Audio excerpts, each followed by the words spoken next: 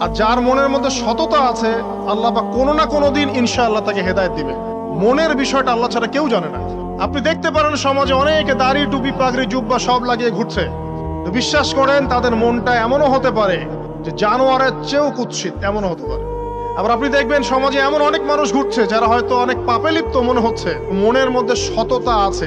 এমন অনেক মানুষকে আমরা দেখেছি যে ড্রাগ অ্যাডিক্টেড ছিল, মিউজিক করেছে, হারাম সম্পর্কের মধ্যে ছিল, নামাজ ঠিক মতো পড়ে নাই, কিন্তু যখনই আল্লাহর কথা আলোচনা হতো দেখতাম সে খুবই শান্তভাবে মন থেকে কথা শুনছে।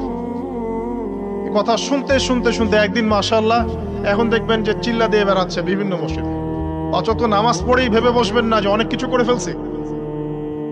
এক চিল্লা দিয়ে মনে করে ফেলবেন না যে দিনের জন্য অনেক কিছু করে ফেলছে।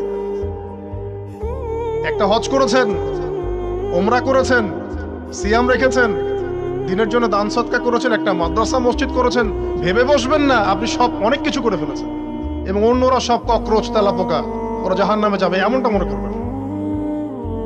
জানি না আমরা যে কার আমলের কতটুকু আল্লাহর কাছে কবুল হচ্ছে।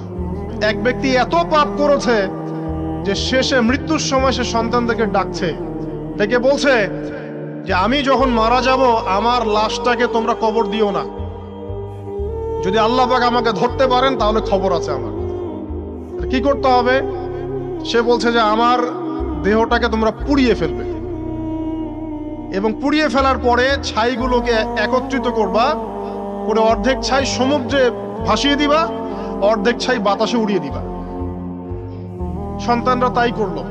মৃত্যুর পর আল্লাহ পাক এই সমুদ্র এবং জমিনকে বাতাসকে আদেশ করলেন যে তোমরা ছাই জড়ো করে দাও। আর মানুষ আর জিন আল্লাহর কথা না শুনলেও এই প্রকৃতি আল্লাহ পাকের কথা শোনে। বিজ্ঞান বলে প্রকৃতি থেকে সব হচ্ছে। কি প্রকৃতি? প্রকৃতি কি, কাকে বলে? মানুষকে আল্লাহর ইবাদতকে বাদ দিয়ে প্রকৃতি পূজায় নিয়ে গেছে। এই পুরো প্রকৃতি আর মহাবিশ্বে এক আল্লাহর ইবাদত করে। কে সৃষ্টি করলো প্রকৃতি? প্রাকৃতিক ভাবে হয়েছে সবকিছু বলে, আল্লাহ থেকে হয়েছে বলা যাবে না। বললে আপনি মৌলবাদী হয়ে যাবেন। আল্লাহ শব্দ ইউজ করলে আপনি মৌলবাদী হয়ে যাবেন। ধর্মতাত্ত্বিক শব্দগুলোকে আস্তে আস্তে উঠিয়ে দেওয়া হয়েছে। দেখবেন যুক্তি, বিজ্ঞান, দার্শনিক শব্দগুলোকে আনা হয়েছে। এটাও টেকনিক্যালি করা হয়েছে। কোন সেকুলার মিডিয়াতে আপনি দেখবেন না ইনশাআল্লাহ বলছে। ইনশাআল্লাহ প্রমাণ করবে যে আপনি আস্তিক না নাস্তিক। তো প্রকৃতিকে আল্লাহ পাক আদেশ করলেন, এই সমুদ্র ছাই জড়ো করো, এই বাতাস ছাই জড়ো করো। তারা ছাই জড়ো করে দিল। এই ব্যক্তিকে বলা হচ্ছে তুমি জীবিত করে, আল্লাহ পাক বলছেন তুমি যে এই কাজটা করেছিলে, লিমা ফাআলতা হাদা, তুমি এই কাজটা কেন করেছো? তখন এই ব্যক্তি উত্তর দিচ্ছে, মিন খাশিয়াতিকা ইয়া রাব্বি ওয়া আনতা আ'লাম। হে আল্লাহ, আমি আমার বুঝে যা এসেছে আপনার ভয়েই আমি এই কাজটা করেছি, আর আপনি খুব ভালো করেই জানেন যে আমি আপনার ভয়ে করেছি নাকি অন্য কোনো কারণে করেছি। মানে আপনি আমার মনের কথা জানেন। আল্লাহ পাক তাকে মাফ করে দিলেন। আপনাদেরকে আমি সেই ব্যভিচারী মহিলার কথাও মনে করাই। ওই মহিলা, যে ব্যক্তি একজন যৌনকর্মী ছিল, বা যেটা আমরা বলি ব্যভিচারিণী মহিলা ছিল, একটা কুকুরকে দেখেছে সে পানি পান করার জন্য তৃষ্ণার্ত, সে এটাতে মায়া করে, দয়া করে তার মোজাটাকে নামিয়ে এই কূপ থেকে পানি উঠিয়ে কুকুরকে পান করিয়েছে। এই একটা কাজের বদৌলতে আল্লাহ রাব্বুল আলামিন এই ব্যভিচারী মহিলাকে মাফ করে জান্নাত দিয়ে দিয়েছে। হাদিসে এটাও এসেছে, নবী সাল্লাল্লাহু আলাইহি ওয়াসাল্লাম বলেছেন, ইরহামু মান ফিল আরদ, তোমরা সবাই জমিনবাসীর প্রতি রহম করো। জমিনে মুসলিমই থাকতে হবে, তাদের প্রতি রহম করতে হবে এমন নয়, জমিনবাসী যারাই আছে সবার প্রতি রহম করো, জাতি, ধর্ম, বর্ণ নির্বিশেষে। এমনকি পশু পাখির প্রতিও দয়া করো। ইরহামু মান ফিল আরদ, জমিনে যারা আছে সবার প্রতি রহম করো। ইয়ারহামুকুম মান ফিস সামা, যিনি আসমানে আছেন তিনি তোমাদের প্রতি রহম করবে ইনশাআল্লাহ। ইসলাম এই কথাগুলো বলেছে 1400 বছর আগে। আজকের এই বিশ্বের সো-কল্ড এই মডার্ন বিশ্বে, যেখানে মানুষের রক্তের কোনো দাম নাই, সেখানে ইসলাম পশু পাখির অধিকার নিয়ে কথা বলেছে 1400 বছর আগে। কাদেরকে কি শিখাতে আসেন? কোরআন এবং সুন্নাহর বাইরে অভ্রান্ত সত্যের কোনো উৎস আছে? এখানে যা আছে তাই চূড়ান্ত। মানতে চাইলে মানেন, না মানতে চাইলে জাহান্নামে যান, কেউ তো বাধ্য করছে না। লাকুম দীনুকুম ওয়ালিয়া দিন। আল্লাহ পাকের রহমত দেখেন। আরেকটা ঘটনা আছে এমন, একটা বিড়ালকে বেঁধে রেখেছিল এক মহিলা, খাবার দেয় নাই, কষ্ট দিয়েছে। একটা বিড়ালকে খাবার না দিয়ে কষ্ট দেওয়ার কারণে এই মহিলাকে আল্লাহ পাক জাহান্নামে পাঠিয়েছে। এরকম কত ঘটনা আছে, এই ঘটনাগুলো হাদিসের পাতায় বর্ণিত আছে। কোরআনে কি বলছে দেখো। কোরআনের আমি কয়েকটা পয়েন্ট আপনাদেরকে খালি বলছি, এটা নিয়ে আমি সকালে ভাবছিলাম। আল্লাহ পাক আদম আলাইহিস সালামকে সৃষ্টি করেছেন আমরা সবাই জানি, কিন্তু আল্লাহ পাক সূরা সদের মধ্যে বলছেন ইবলিসকে, হে ইবলিস তোমাকে কিসে বারণ করলো আদমকে সেজদা করতে, যে আদমকে আমি নিজের হাত দিয়ে সৃষ্টি করেছি। আল্লাহ রাব্বুল আলামিন যে আমাদেরকে এত যত্ন করে ভালোবেসে সৃষ্টি করেছেন, এটা কি আল্লাহ পাকের দয়ার নিদর্শন নয়? মহাবিশ্বের অন্য কোন মাখলুক সৃষ্টির ব্যাপারে আল্লাহ পাক বলেন নাই খলাকতু বিয়াদাই, আমি নিজ হাতে তাকে সৃষ্টি করেছি। শুধু সৃষ্টি নয়, সৃষ্টি করার পর আল্লাহ পাক তাকে সমস্ত নাম শিক্ষা দিয়েছেন। এই যে জ্ঞান শিক্ষা দেওয়া, জ্ঞান, এটা আল্লাহ পাকের সবচেয়ে বড় নিদর্শনগুলোর মধ্যে অন্যতম। এবং আল্লাহ পাকের সবচেয়ে বড় দয়া, আমার মত এটা, মানব জাতির উপরে আল্লাহ পাকের সবচেয়ে বড় দয়াটা হচ্ছে কি জানেন? আল্লাহ পাক আমাদেরকে জ্ঞান শিক্ষা দিয়েছেন, ওহী নাজিল করেছেন। এটা সব কিছুর ঊর্ধ্বে। কারণ আপনি তওবা করবেন, জ্ঞান লাগবে। নামাজ পড়বেন, জ্ঞান লাগবে। রোজা রাখবেন, জ্ঞান লাগবে। যাকাত দিবেন, ইলম লাগবে। আপনি দিনের যে কোনো আমল করেন, ইলম লাগবে। জান্নাত জাহান্নামের পথ খুঁজে পেতে হলে ইলম লাগবে। দেশ চালাবেন, ইলম লাগবে। অর্থনীতি চালাবেন, ইলম লাগবে। ইলম ছাড়া কিছু নাই, ইলমের উপরে কিচ্ছু নাই। এই ইলমটা আল্লাহ পাক কাকে শিক্ষা দিয়েছেন? আদম আলাইহিস সালামকে। আমরা তো শিখেছি সমাজবিজ্ঞান বইগুলোতে যে আমাদের পূর্বপুরুষরা নাকি গুহায় থাকতো আর গাছের ছাল পাতা খেয়ে থাকতো, তাই না? লতা পাতা খেয়ে থাকতো, গাছের ছাল পাতা খেয়ে থাকতো, পোশাক পরতো আর কি।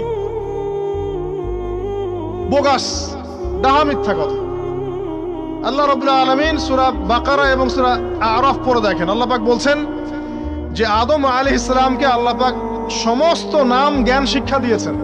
মহাবিশ্বের যে প্রয়োজনীয় জ্ঞানগুলো আছে সেগুলো আল্লাহ পাক আদমকে শিখিয়েছেন আলাইহিস সালাম।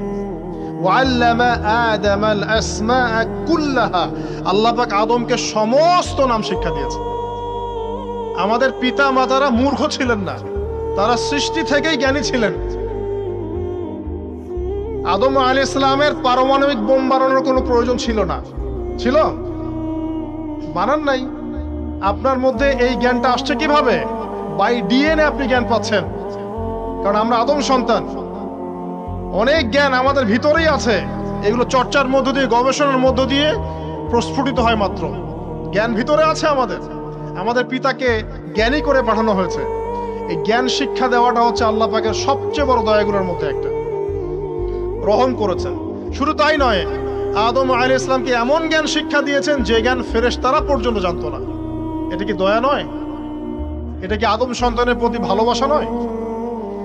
তারপরে সেজদা করিয়েছেন। মহাবিশ্বে অন্য কাউকে কি সেজদা করানো হয়েছে?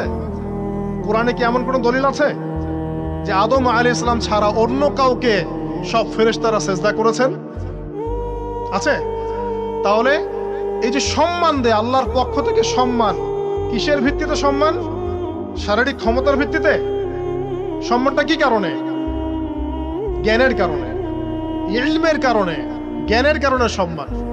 এই সম্মান দেওয়াটা কি আল্লাহ পাকের রহমত এবং দয়ার নিদর্শন নয়? অতএব সম্মান পেতে হলে, আল্লাহর রহমত পেতে হলে সেই জ্ঞানের চর্চায় আবার ফিরে আসতে হবে।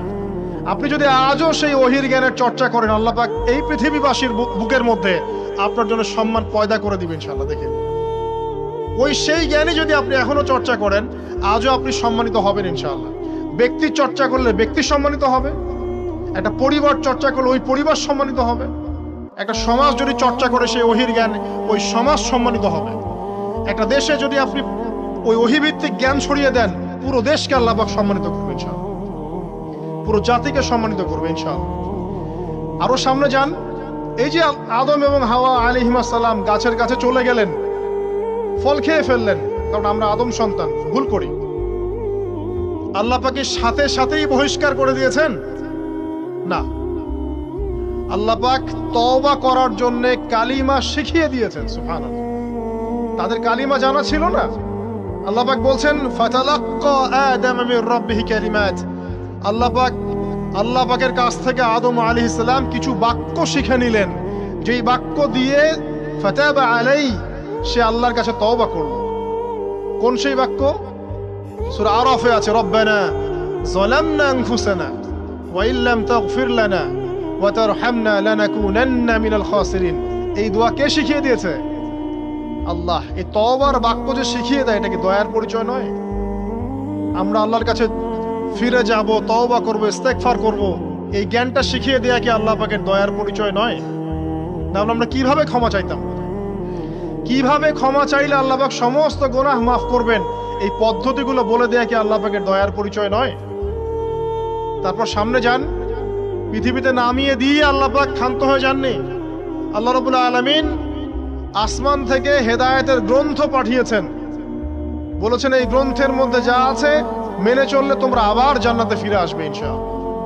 আল্লাহ পাক আদম এবং হাওয়া আলাইহিস সালাম এবং আদম সন্তান সবাইকেই সৃষ্টি করেছেন। উদ্দেশ্য হচ্ছে আল্লাহ পাক আমাদেরকে জান্নাত দিতে চান। আল্লাহ পাক চান যে আমরা যেন জান্নাতে যাই।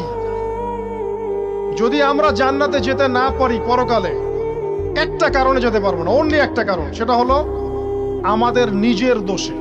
একটা কারণ। যারা জাহান্নামে যাবে মানুষ এবং জিনদের মধ্যে, নিঃসন্দেহে মহাবিশ্বে তারা ছাড়া জাহান্নামে যাওয়ার উপযুক্ত কেউ ছিল না। ও জাহান্নামে যাওয়ার উপযুক্ত ছিল বলেই আল্লাহ পাক তাকে জাহান্নামে পাঠাবেন। আর যারাই জান্নাতে যাবে প্রত্যেকেই শুধু আমলের বদৌলতে যাবে না, বরং আল্লাহ পাকের রহমতেই যাবে। কেউই তার আমল দিয়ে জান্নাতে যেতে পারবে না। নবী সাল্লাল্লাহু আলাইহি ওয়াসাল্লাম এমন ভাষ্য বলছেন, ইল্লা আনা, আমিও না, ইল্লা বিরহমাতিল্লাহ, আমিও নয়, তবে আল্লাহ পাকের দয়া আমাকে ঘিরে ধরবে। আল্লাহ পাকের রহমত যাদের উপরে বর্ষিত হবে তারাই জান্নাতে যাবে ইনশাআল্লাহ। কে আমল দিয়ে যেতে পারবে না। যত আমলই করি বলা যাবে না এই আমলের বদৌলতে জান্নাতে যেতে পারবো। আল্লাহ পাক দয়া না করলে হবে না। আল্লাহ পাক চান যে আদম সন্তান যেন জান্নাতেই যায়। এই কারণেই সৃষ্টি করা, এই কারণেই আপনার ওহীভিত্তিক গ্রন্থগুলো পাঠানো, এই কারণে নবী রাসূল পাঠানো, আলেম ওলামা সৃষ্টি করা, মানুষকে সতর্ক করা, হায়াত দেয়া, বারংবার জীবনে চলতে ফিরতে আপনাকে অ্যালার্ম করা হয়, আল্লাহর পথে ফিরে আসেন, আল্লাহর পথে ফিরে আসেন। অ্যালার্ম করা হয় না? বিপদ দিয়ে আপনাকে অ্যালার্ম করা হয় আল্লাহর পক্ষ থেকে। আপনি চলতে পথে হোঁচট খান, আল্লাহ আপনাকে অ্যালার্ম দেন, ফিরে আসো। চলছেন বিপথে, আল্লাহ পাকে অ্যালার্ম দেন, ফিরে আসো। আল্লাহ পাকের পক্ষ থেকে কিন্তু এগুলো আসে। অদ্ভুত একটা হাদিস বললাম, অদ্ভুত বলতে বলছি অ্যামেজিং হাদিস, যে একজন সাহাবী বলছেন, সালমান রাদিয়াল্লাহু আনহু, তিনি বলছেন যে যখন মুমিনের উপর বিপদ আপদ বালা মুসিবত আসে, তখন মুমিনের এই বিপদ আপদ বালা মুসিবত রোগ শোকের বদৌলতে আল্লাহ পাক তার গুনাহগুলোকে মাফ করে দেন এবং তার মর্যাদাকে বাড়িয়ে দেন, এবং সে আল্লাহর দিকে ফিরে আসার অনুশোচনা করার সুযোগ পায়। আর যখন কাফের মুশরিক বা ফাসেক মানুষকে এইসব রোগ ব্যাধি বিপদ আপদ বালা মুসিবত ঘিরে ধরে, তার দৃষ্টান্ত সেই উটের ন্যায় যে উটটাকে তার মালিক বেঁধে রেখেছে, এরপর ছেড়ে দিয়েছে। সে উটটা বুঝতেও পারলো না কেন তার মালিক তাকে বেঁধে রাখলো আর কেনই বা তাকে ছেড়ে দিল। কথাটা কি বুঝতে পারছেন? যারা আল্লাহ দ্রোহী, তাদের উপর যখন বিপদ আপদ বালা মুসিবত আসতে থাকে, তারা বুঝে না যে কি জন্য আসলো আর কেন চলে গেল। কিন্তু মুমিন ব্যক্তি যারা মুসলিম, আল্লাহর অনুগত, তাদের বিষয়টা হচ্ছে এমন, বিপদ আপদ বালা মুসিবত রোগ ব্যাধি তাদেরকে আল্লাহর দিকে ফিরিয়ে নিয়ে আসবে। দেখুন, এই যে পৃথিবীতে নামিয়ে দেয়া, এরপর আল্লাহর পক্ষ থেকে ঐশী গ্রন্থগুলো পাঠানো, নবী রাসূল পাঠানো, আলেম ওলামা পাঠানো, আপনাকে হায়াত দেয়া, আপনাকে রিজিক দেয়া, এই শ্বাস নেয়ার ক্ষমতা দেয়া, আপনাকে জ্ঞান বুদ্ধি দেয়া, বিবেক দেয়া। এই যে একটু আগে তেলাওয়াত করলো শুরুর আগে নবী মুসা আলাইহিস সালামের ঘটনা। বনু ইসরাইল একটার পর একটা অবাধ্যতা করেই গেছে, আল্লাহ পাক তারপরেও তাদের কাছে নবী পাঠিয়েছেন, নবী মুসাকে পাঠিয়েছেন। ফেরাউনের মতো জালেম শাসকের হাত থেকে বানু ইসরাইলকে আল্লাহ পাক উদ্ধার করেছেন। এটা কি দয়ার পরিচয় নয়? নবী মুসা আলাইহিস সালাম গাছের নিচে বসে আছেন, খাবার নাই, বাসস্থান নাই, কিচ্ছু নাই, বরং তার গায়ে একটা অপবাদ দেওয়া হয়েছে যে তিনি নাকি একজন মানুষকে খুন করেছেন, অথচ তার ইন্টেনশন সেটা ছিল না। তিনি একটা ঘুষি দিয়েছেন লড়াই থামানোর জন্য, ওই এক ঘুষিতেই সেই ব্যক্তি ডেড। এবার তিনি গাছের নিচে বসে দোয়া করছেন, রব্বি ইন্নী লিমা আনজালতা ইলাইয়া মিন খায়রিন ফাকির। আল্লাহ, আমি নিঃস্ব অসহায় হয়ে এখানে বসে আছি, তুমি আমার উপর তোমার যে রহমত পাঠাবে আমি তার ভিখারি হয়ে বসে আছি। দোয়া করার সাথে সাথেই ওই শুআয়ব আলাইহিস সালামের মেয়ে হেঁটে হেঁটে চলে আসলো। তিনি স্ত্রী পেলেন, তিনি শ্বশুর পেলেন, একজন নবী পরিবার পেলেন, বাসস্থান পেলেন, চাকরি পর্যন্ত পেলেন। 8 বছর তিনি রাখালি করেছেন শুআয়ব আলাইহিস সালামের ফার্মের মধ্যে। দয়া মুহূর্তেই চলে আসবে, শুধু আল্লাহর দিকে অভিমুখী হলেই হয়, এগুলো দয়া। আইয়ুব আলাইহিস সালামের কথা মনে আছে না? দীর্ঘদিন রোগে ভুগছেন, দীর্ঘদিন রোগে ভুগছেন, চিকিৎসা হচ্ছে না, ভালো হচ্ছে না, শেফা হচ্ছে না। এখানে যারা আধ্যাত্মিকত্ব নিয়ে পড়াশোনা করেন, লেখালেখি করেন, তারা বলেছেন তাদের কিছু কিতাবের মধ্যে, রোগটা যখন এমন একটা পর্যায়ে চলে আসলো যে তিনি জিহ্বাটা নড়াতে পারছেন না, কারণ তিনি আল্লাহ পাকের জিকির করতে প্রচন্ড ভালোবাসতেন। এক পর্যায়ে রোগটা এমন একটা জায়গায় চলে আসলো যে জিহ্বাটা তিনি নড়াতে কষ্ট হচ্ছে। তখন গিয়ে তিনি বলছেন, রব্বি আন্নী মাসসানিয়া দুররু ওয়া আনতা আরহামুর রাহিমিন। হে আল্লাহ, আমাকে কষ্ট স্পর্শ করেছে, আর তুমি তো ক্ষমাকারী এবং রহমকারীদের মধ্যে সর্বশ্রেষ্ঠ রহমকারী। আমি জিকির করতে পর্যন্ত পারছি না, আল্লাহ আমার রোগটা শেফা দিয়ে দাও। বলার সাথে সাথে আল্লাহ রাব্বুল আলামিন প্রস্রবণ ঝর্ণা তৈরি করলেন, এখানে গোসল করো, শেফা হয়ে গেল। এগুলো কি রহমতের পরিচয় নয়? এখানে এক শ্রেণীর স্কলার এমনও বলেছেন, আজকে আমরা যারা বাহ্যিক সৌন্দর্য নিয়ে বেশি গর্ব করি আর কি, আত্মিক সৌন্দর্যের চাইতে বাহ্যিক সৌন্দর্য নিয়ে যারা বেশি গর্ব করি, যদি আল্লাহ পাক আমাদের পোশাকটাকে পরিবর্তন করে দেন, আত্মাটাকে দেহের পোশাক দেন আর দেহটাকে আত্মার পোশাক বানায় দেন, তাহলে দুর্গন্ধে কি আমাদের সামনে আসতে যাবে না। কথা মনে বুঝতে পারছেন না? আইয়ুব আলাইহিস সালামের আত্মাটা ছিল পবিত্র, পরিশুদ্ধ, তার দেহের মধ্যে রোগ হয়েছিল। আর এই পুরো বিশ্বের ম্যাক্সিমাম লোকের মানুষের রোগ এখন আত্মায়, দেহে নয়। আবার বলছি, হয়তো বুঝতে পারছেন না। আইয়ুব আলাইহিস সালামের রোগটা হয়েছিল দেহে, বাইরে। তার আত্মা ছিল পবিত্র, পরিশুদ্ধ আত্মা। দেহের রোগের একটা পর্যায়ে যখন জিহ্বাটায় ইফেক্ট হলো, তখন জিকির করতে তার কষ্ট হচ্ছে, তখন তিনি দোয়া করছেন, আল্লাহ আমার এই রোগটাকে শেফা দিয়ে দাও। আর এখনকার পুরো জেনারেশন, এই সভ্যতার রোগ হচ্ছে ভিতরে, আত্মায়। দেহের রোগের চাইতে তার আত্মার রোগটা বেশি। এখন এই আত্মাটাকে যদি দেহ বানিয়ে দেওয়া হয় আর দেহটাকে আত্মার পোশাক পরিয়ে দেওয়া হয়, দুর্গন্ধে কেউ সামনে আসতে চাবে না। তাই আইয়ুব আলাইহিস সালামের সেই দোয়া এখন আমাদের বেশি করা উচিত। রব্বি আন্নী মাসসানিয়া দুররু ওয়া আনতা আরহামুর রাহিমিন। আল্লাহ, আমাদের আত্মায় রোগ এসেছে, এটাকে তুমি শেফা দাও। দেহের রোগ লেস ইম্পর্টেন্ট, আত্মার রোগটা বেশি ইম্পর্টেন্ট। এরকম নিদর্শন কোরআনের পাতায় পাতায় ছড়িয়ে আছে। আসহাবুল কাহফ, পুরো সমাজ ওদেরকে মেনে নিচ্ছে না, গুহায় চলে গেলেন, ঘুম পাড়িয়ে দিলেন আল্লাহ পাক। 309 বছর। কত বছর? 309 বছর একটা দোয়ার বদৌলতে। তারা বলেছিল, রব্বানা আতিনা মিন লাদুনকা রাহমা ওয়া হাইয়্যি লানা মিন আমরিনা রাশাদা। আল্লাহ পাক শুধু ঘুম পাড়িয়ে রাখলেন না, তাদের মধ্য দিয়ে আল্লাহ পাক পুরো একটা সভ্যতাকে হেদায়েত করে দিলেন। আলহামদুলিল্লাহ। যে সভ্যতা বিশ্বাস করতো না যে পরকাল বলে কিছু আছে, দাকিয়ানুস বাদশার সেই জুলুম থেকে আল্লাহ পাক এই 10 জন বা 9 জন যুবককে বাঁচালেন, ওদেরকে কিয়ামত পর্যন্ত কোরআনের পাতায় স্থান দিলেন, নিদর্শন বানালেন, এবং তাদের মধ্য দিয়ে একটা পুরো সভ্যতাকে হেদায়েত দিলেন। সুবহানাল্লাহ। যেখানে যাবেন এই নিদর্শন। আর কার কথা বলবো? যুলকারনাইন, মনে আছে? কোন সূরা আছে যুলকারনাইনের কথা? সূরা কাহফ। আল্লাহ পাক তাকে এমন রহমত করেছিলেন যে মাশরিক মাগরিব, মানে পূর্ব পশ্চিম পর্যন্ত তাকে রাজত্ব দিয়ে দিয়েছে। আজকে তো আমরা এই সামান্য একটু ক্ষমতা পেলেই আমাদের কেউ চেনে না, গায়ে হাতি দেওয়া যায় না।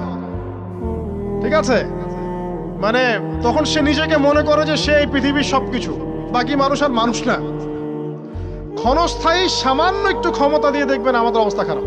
আমাদের এই যে জীবন, আমাদের রিজিক, আমাদের পরিবার, আমাদের সুস্থতা, আমাদের জ্ঞান, আমাদের সমাজ বলেন, রাষ্ট্র, আমাদের অর্থনীতি, এই বিশ্ব, এই সব কিছুই একটা বিষয়কে কেন্দ্র করে টিকে আছে। শুধুমাত্র একটা বিষয়ের সাথে এই পুরো মহাবিশ্ব সম্পর্কিত। আমাদের জীবনের প্রতিটা বিষয় শুধুমাত্র এবং শুধুমাত্র আল্লাহ পাকের রহমতের উপর টিকে আছে।